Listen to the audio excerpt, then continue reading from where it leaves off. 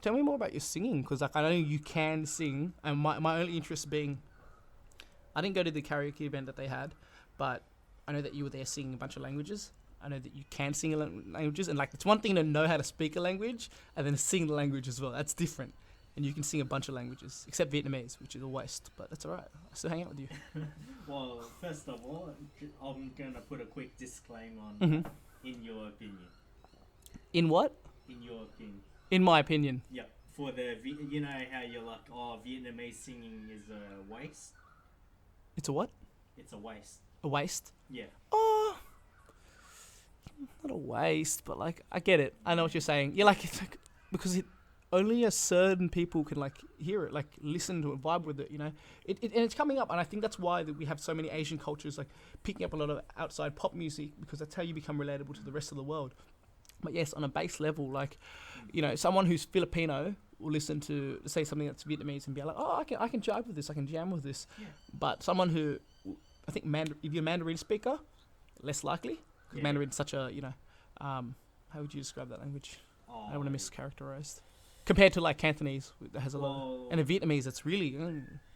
Mandarin has a lot of flow. Yeah. Because there's a lot of intonations Mhm. when you speak. Yep. And like if you say Quite young. yeah, yeah, 我很快. yeah. And like if you say one thing with like a higher tone or a Mhm. lower tone, it means something completely different. Okay. You know? So And whereas Cantonese, Cantonese, it's more Western. It's like chop chop chop, like yeah, you say or like Mhm. chick, but you're like it's straight to the point. Yeah. It's like sort of like, what do you want? oh wait, How you doing? is Cantonese the main or Mandarin's the main? I keep forgetting. Mandarin's The main.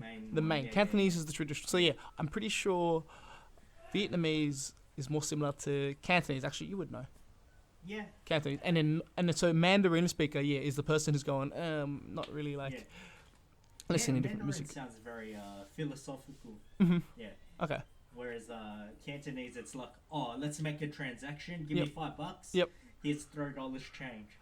I can Yeah. understand a lot as you're breaking that down to me, Yeah. just because like once you speak another language, and then those being languages that relate to the language I speak, Vietnamese, I can see that. I can go, oh, okay, I see that breakdown and Mm. how. I don't know. You didn't study linguistics, did you?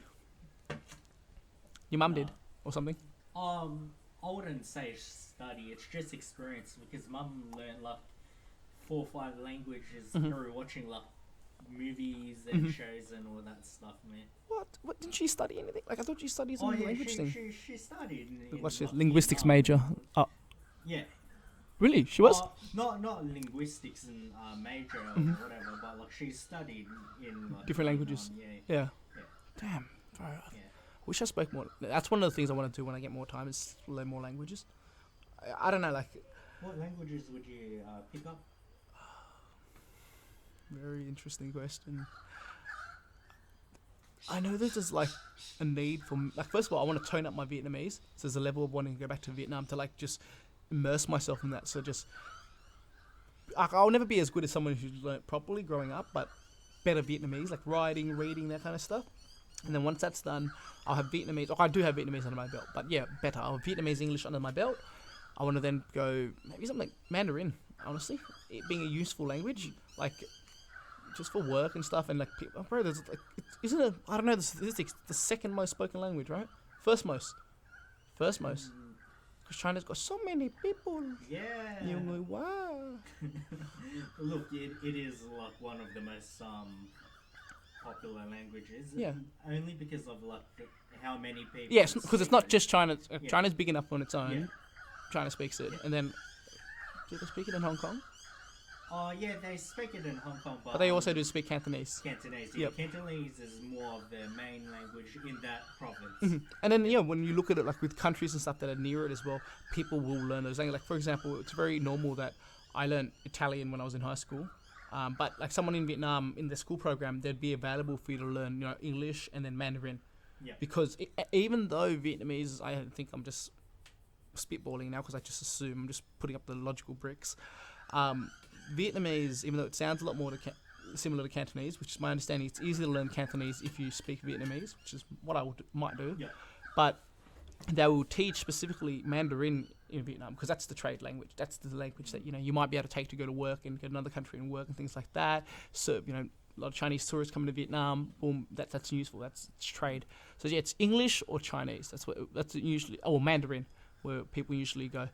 So this is why and it's also like it's not even just the utility. There's a level of just kind of like how with martial arts. I'm telling you, I want to do Muay Thai. Because it's an Asian martial art. It's a good martial arts, and it's an Asian one as well. Right? And I back that. Same thing with wanting to learn Chinese. It's an Asian language. I'm Vietnamese. I'm ethnically Asian. So I want to learn. There's a level of, especially if right now my goal is to travel mostly Asia. Chinese is going to be very useful.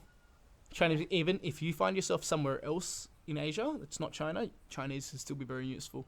Yeah, like all the other countries like Laos, Malaysia, Singapore, all them, Indonesia as well. Mm-hmm. Yeah, even if you don't speak the native language like Malay or Mm-hmm. like Singapore. Indonesian. In Singapore, Yeah, Singapore, what's the native yeah, language? in English. Singapore, and they use Mandarin. Yeah, as Mandarin. well. Yeah, that's their one. Yeah. Yep. But they have their style of Mandarin. It's sort of like when we speak English, Mm-hmm. and then there's American English. Yep. And then there's That's so cool. Yeah, Because when you speak the language, you can hear it. Just like when I speak Vietnamese and you speak the Vietnamese, you hear the different thing. That's amazing. Yeah. And because for me, being Vietnamese, I only see it span across overseas Vietnamese and then Vietnamese people. Yeah. But like, for example, I'll say, okay, German Vietnamese is a little bit different. American Vietnamese is a little bit different. But I suppose it would be similar, yeah. But I think there are just more countries when you do it with Chinese. Yeah. Because obviously you have like the Chinese who live in America, the Chinese who live in all these, Western countries.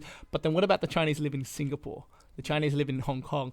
And there's a level of and I think the language develops around the language that they speak. Yeah, and if you've ever heard like Singaporean Mandarin, Mm-hmm. they mix like 3-4 language into it. Like they call it Singlish. Singlish. Oh yeah. Yeah. Thank you, la. Yeah. So, how you going? And then they'll follow up with la. Yeah. Yeah. It's part of just the speaking Singlish, Singaporean English, right? Yeah. The Singaporean a language Um. or the what this it's worth asking Yeah. because it's like I'll do the breakdown. Singlish, Singaporean English means spoken in Singapore, and then the features that come la and all that. Yeah. Well, that's found in Malay, like Malaysian Malaysia, language, something, yeah. whatever the Malaysian language, Malay, whatever. I don't know. Jamie, do a search.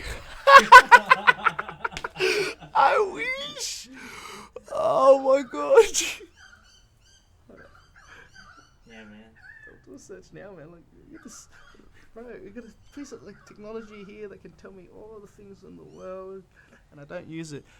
I don't know. Like, at first with this, I was like, I'll keep the phone away, but I'm also like, well, this is the thing that you're gonna use to like Yeah. pull shit up and like have arguments and be like, let me fact check.